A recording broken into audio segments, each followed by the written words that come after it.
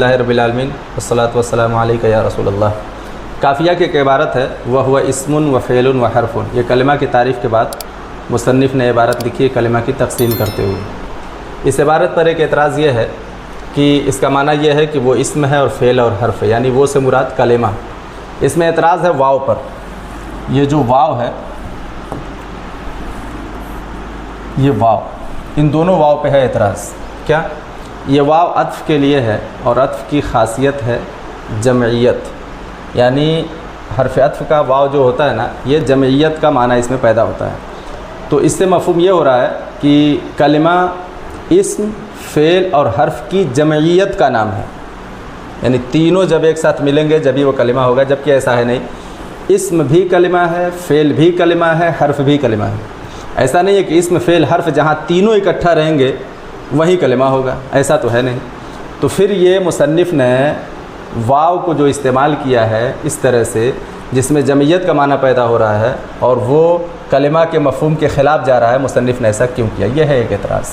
اس کا جواب یہ ہے کہ یہ جو واو ہے نا، یہ واو کی جو 10 قسمیں ہیں اس میں سے ایک قسم ہے واو بمعنی او۔ واو بمعنی او، یعنی کہ یہ واو جو ہے، یہ واو اپنے اصلی معنی میں نہیں بلکہ او کے معنی میں ہے۔ تو اس کا ترجمہ اس طرح سے ہو جائے گا کہ کلمہ وہ اسم ہے یا فعل ہے یا حرف ہے، تب اس سے معنی بھی واضح ہو جائے گا اور مفہوم بھی۔ اب اس کی تائید کے لیے میں قرآن مقدس کی ایک آیت لکھتا ہوں۔ اللہ تبارک و تعالیٰ فرماتا ہے،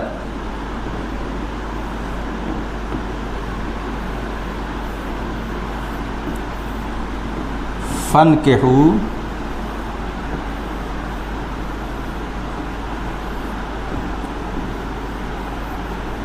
مَا طَابَ لَكُم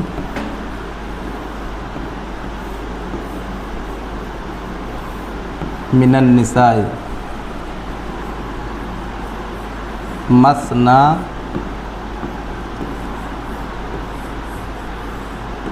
وَثُلَاثَ والرباع۔ اس میں اللہ تعالیٰ کے اس فرمان میں مثنا و ثلاثہ و رباع، یہاں بھی جو واو استعمال ہوا ہے یہی واو ہے جو واو بمعنی او ہے۔ اگر اس کو واو کے معنی میں لیں تو معنی یہ ہو جائے گا کہ نکاح کرو تم جو تمہیں عورتیں پسند آئیں، 2 اور 3 اور 4۔ اگر اس کو اصلی معنی میں لیں تو پھر مفہوم یہ ہوگا 2 + 3 + 4 برابر 9، یعنی پھر ایک آدمی کے نکاح میں 9 بیویاں ہو جائیں گی، جبکہ ایسا نہیں ہے۔ ایک مرد کے نکاح میں صرف 4 بیویاں ہو سکتی ہیں۔ تو وہ پھر کیا ہوگا؟ پھر یہی مفہوم نکلے گا کہ واو یہاں جمعیت کے معنی میں نہیں ہے بلکہ یہاں بھی واو بمعنی او ہے۔ پھر معنی اور مفہوم صاف ہو جائے گا کہ 2 یا 3 یا 4، یعنی ایک وقت میں 2 عورتیں رہ سکتی ہیں، 3 عورتیں رہ سکتی ہیں، 4۔ تو اس عبارت میں بھی واو بمعنی او ہے۔ الحمدللہ۔